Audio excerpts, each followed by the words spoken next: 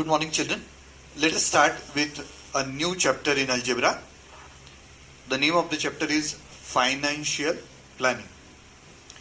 The chapter is divided into three parts.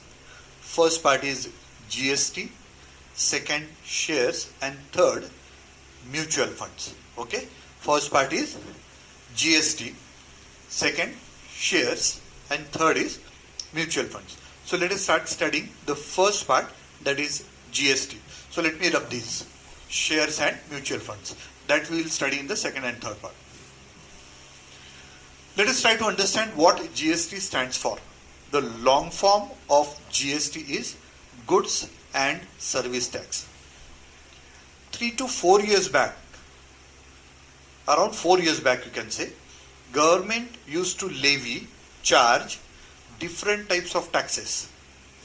Excise, VAT, octroi, entertainment, service tax, profession tax, and whatnot, customs.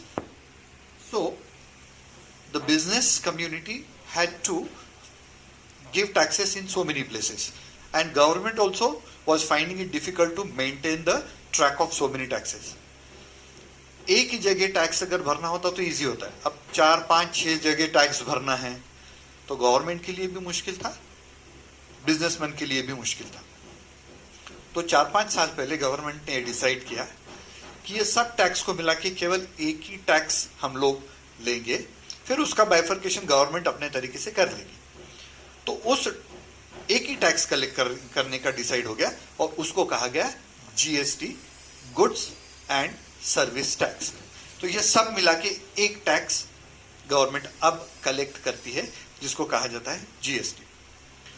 अब अलग अलग articles के ऊपर अलग अलग रेट से जीएसटी कलेक्ट होता है. अगर आप कार लोगे तो उसके ऊपर मान के चलिए कि 18% जीएसटी है, लेकिन अगर आप टीवी लेते तो उसके ऊपर 14% हो सकता. अगर आप कुछ सर्विस दे रहे हो उसके ऊपर 10% हो सकता है. That means the percentage of GST changes from good to good, that means article to article, item to item, and service to service also. GST में दो शब्द आ रहे हैं, goods and service tax. Goods का मतलब सभी को मालूम है, जो भी आर्टिकल्स, जो भी गुड्स हम लोग खरीदते हैं, जैसे टीवी है, कार है, मोबाइल है, मोटरसाइकिल है और बहुत सारी चीजें है ना, उनको गुड्स कैटेगरी में आ जाएगा. लेकिन हम लोग सर्विस भी देते हैं. फॉर एग्जांपल, एक डॉक्टर पेशेंट को ट्रीट करता है तो वो पैसे चार्ज करता, तो वो सर्विस दे रहा है, उसके लिए पैसे चार्ज करेगा. तो ये जो पैसे वो लेगा इसके ऊपर उसको गवर्नमेंट को टैक्स देना पड़ेगा. वैसे लॉयर भी सर्विस देता है, उसको भी पैसे मिलते हैं तो उसको भी टैक्स देना पड़ेगा.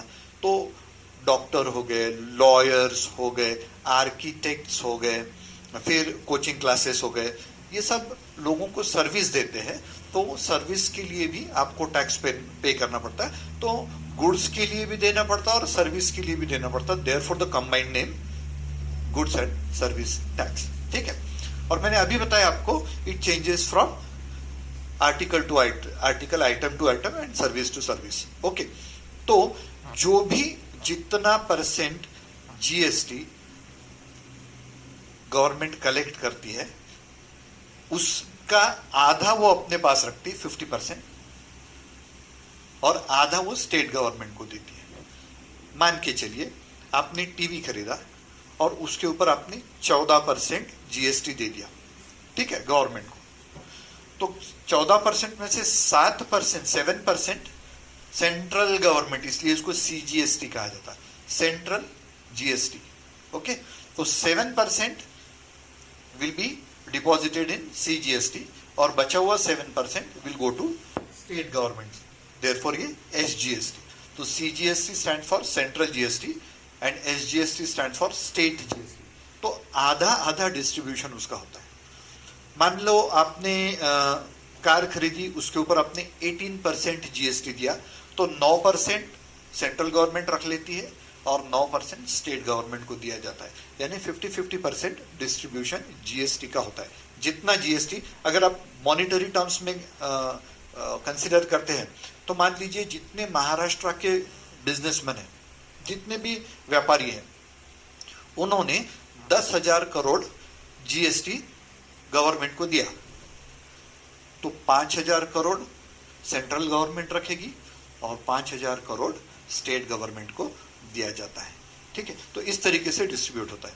अब सवाल यह आएगा कि ये किस तरीके से गवर्नमेंट जो है वो किस तरीके से जीएसटी कलेक्ट करती है, कौन करता है, किस तरीके से करता है, तो अभी हम ये नेक्स्ट लेक्चर में देखेंगे। तो जीएसटी क्या है जीएसटी और किस तरीके से उसका डिस्ट्रीब्यूशन होता है, ये हम लोगों ने पहले लेक्चर में देख लिया।